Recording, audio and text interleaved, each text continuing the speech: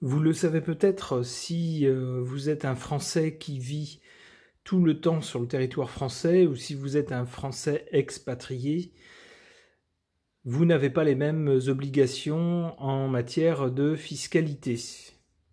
Eh bien, on apprend très discrètement ces derniers jours que le gouvernement annonce qu'il utilisera les données des PNR. Alors c'est un sigle qui peut vous paraître barbare.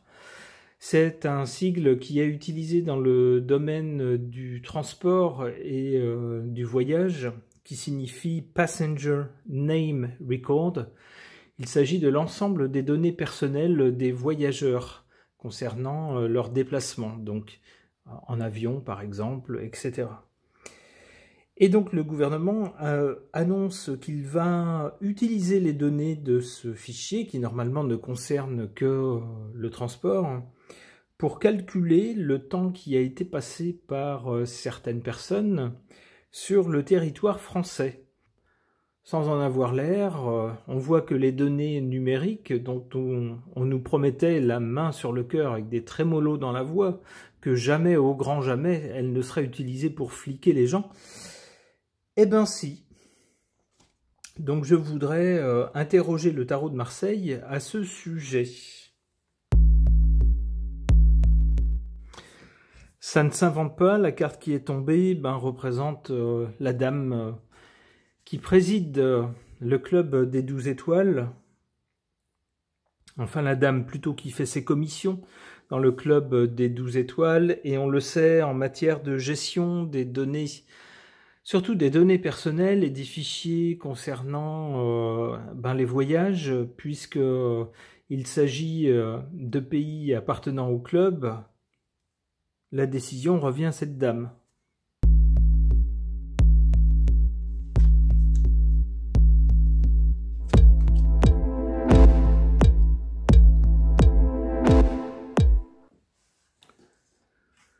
Bon, on voit qu'à l'origine de cette décision,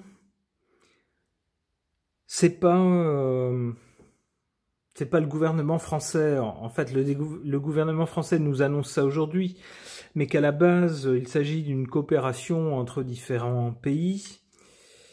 On sait que c'est un système qui a d'abord été utilisé dans les pays anglo-saxons, c'est-à-dire États-Unis, Royaume-Uni, Canada, Australie, et qui, de ce côté-ci de l'Atlantique et de la Manche, était plutôt controversé. Un premier projet de collecte des données personnelles avait été évoqué. Beaucoup de gens s'étaient élevés contre ce projet en disant plus ça va, plus les données personnelles sont de moins en moins privées, on ne sait pas dans quelles mains elles tombent, on ne sait pas qui fait quoi avec, et puis on a la très désagréable impression de vivre.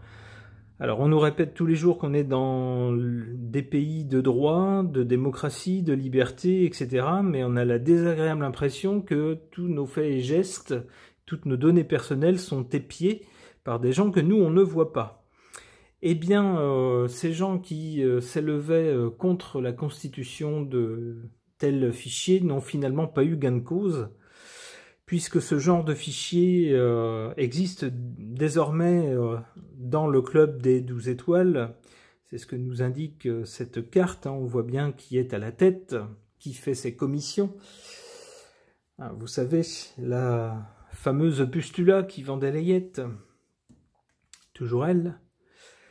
Et plus embêtant, ces données sont partagées désormais avec le grand pays outre-Atlantique.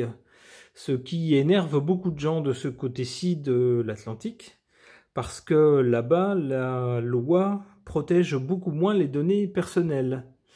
Elle contraint beaucoup moins ceux qui les utilisent. Bref, on en est là. Et pour l'avenir, on a quoi? Eh bien, on voit ici des citoyens ou des voyageurs ou des utilisateurs qui sont bien nus, qui disposent de très peu de choses. On le voit face à un pouvoir surpuissant. Ce pouvoir, Il a le pouvoir du soleil, c'est-à-dire qu'il met tout à nu, il voit tout, il rend tout visible. C'est-à-dire que tous les mouvements de ces gens-là sont visibles, sont rendus visibles.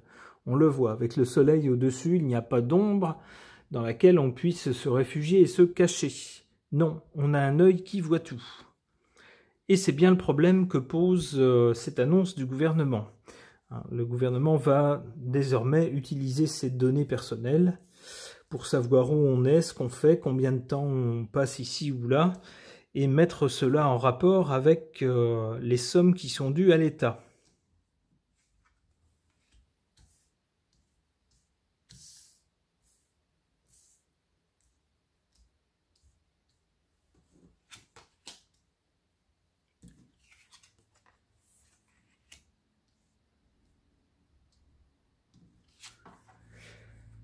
En position faible par rapport à cette annonce, on a le pendu. Alors, on l'aurait eu en position forte, on aurait pu dire, il risque d'y avoir une action qui va suspendre cette action qui est annoncée par le gouvernement, cette utilisation des PNR.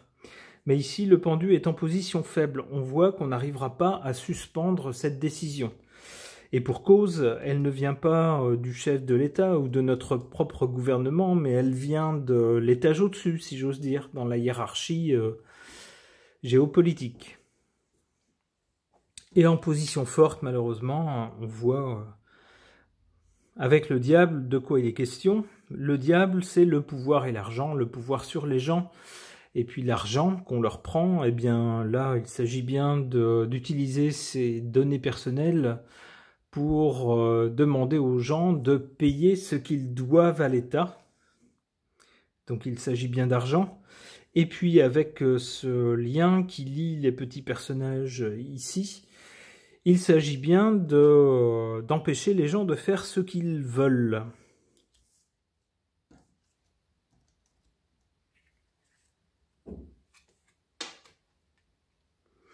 Ouais, on voit ici, grâce à cet œil qui voit tout, sous lequel nous ne pourrons pas nous cacher, cette autorité qui sera au-dessus de nous et qui nous verra tout ce que nous faisons, tous nos déplacements, etc., le temps passé à tel endroit, etc., à un moment donné, ne se gênera pas pour faire tomber la sentence et nous annoncer quelque chose qui nous laissera sans plus rien sur le dos.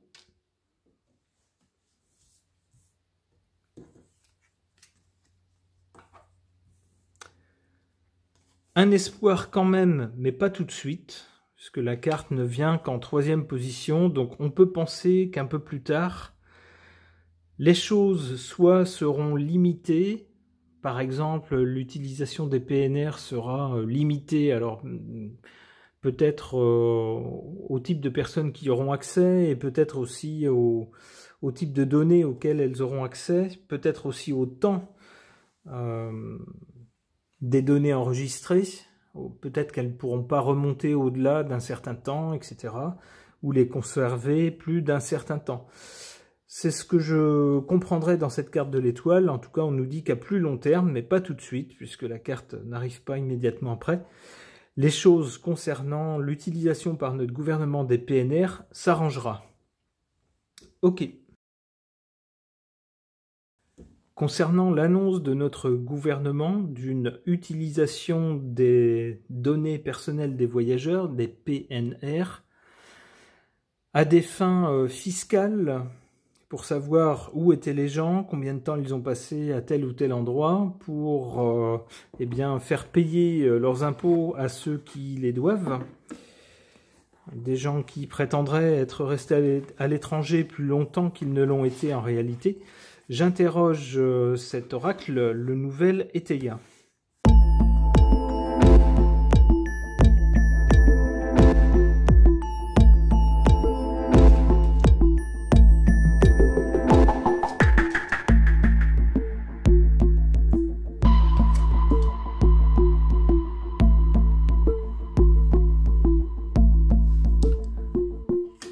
D'abord avec cette carte de l'œuf et de la naissance, on voit qu'avec cette annonce, c'est le début de quelque chose de nouveau. qui ne s'était pas fait jusqu'à présent. En effet, jusqu'à présent, le gouvernement n'utilisait pas ces données personnelles des voyageurs pour savoir où se trouvaient les gens, ce qu'ils faisaient, combien de temps ils restaient dans tel ou tel pays, etc., pour se pencher ensuite plus sérieusement sur leur déclaration fiscale. Et bien donc, avec cette annonce, c'est quelque chose de nouveau.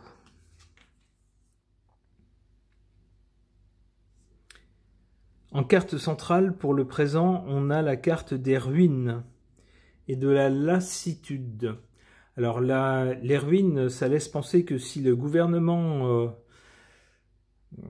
cherche par tous les moyens, et y compris en recherchant avec les données des voyageurs où ils sont pour pouvoir tenter d'optimiser les rentrées fiscales, c'est qu'il ne doit pas rester beaucoup d'argent dans les caisses, d'où la carte des ruines. Et on nous dit aussi qu'il y a une certaine lassitude. Et là, je pense que ça concerne les citoyens français qui commencent, je pense, à être assez las de voir que d'un côté, le gouvernement multiplie ce genre d'initiatives pour récolter le moindre centime de la part des gens comme vous et moi, et que parallèlement, parmi ceux qui nous gouvernent, il ne se passe pas une semaine sans qu'on apprenne des malversations, des passe-droits, et ce genre de choses. Ça cause une certaine lassitude dans la population. Du côté de l'avenir ou de la résultante, on a la victoire avec la clé. La victoire de qui ou concernant quoi? Je ne sais pas, on verra avec d'autres cartes.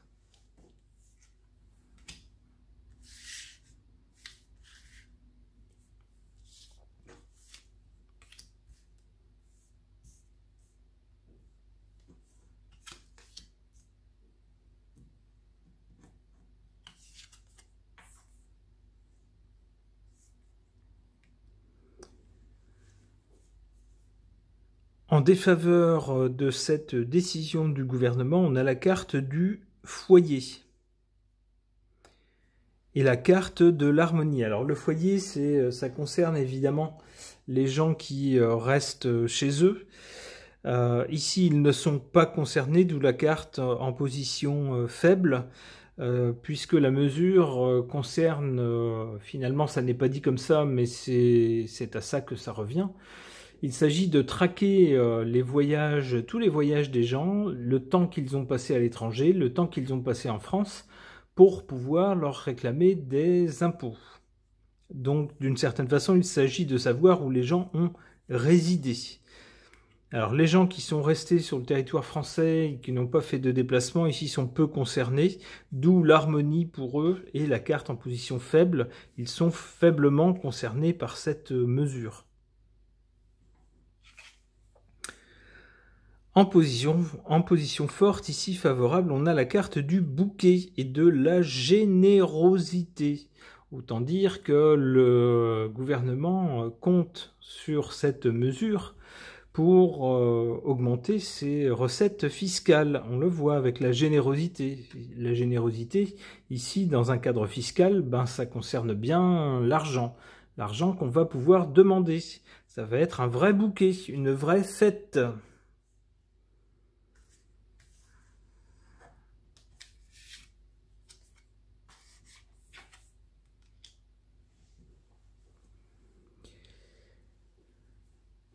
Alors, ici avec la clé, nous dit-on, est synonyme de victoire. Alors, on peut penser que cette mesure, dans un premier temps en tout cas, va être appliquée avec succès. La clé, on nous dit, c'est vraiment la clé qui débloque quelque chose, qui ouvre une porte.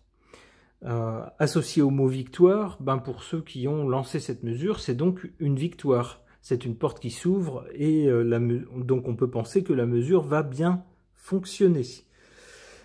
Elle est associée ici à la carte de la chouette et on nous dit de l'intelligence. C'est-à-dire qu'il aura fallu penser à cette mesure, il aura fallu que quelqu'un d'intelligent pense à récupérer les données des voyageurs pour savoir où se trouvaient les gens et donc pouvoir leur dire vous avez été là, vous nous devez tant d'impôts parce que vous avez été tant de temps à tel endroit, etc. Vous avez résidé là, donc vous devez telle taxe ou tant d'impôts. OK.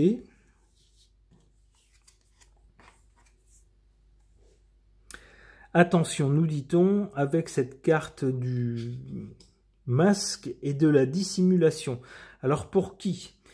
Est-ce qu'il s'agit ici de faire preuve d'intelligence pour démasquer justement les gens qui se dissimulaient de l'argent aux impôts en prétendant qu'ils n'étaient pas à l'endroit où ils étaient, ou ne déclaraient pas tel séjour?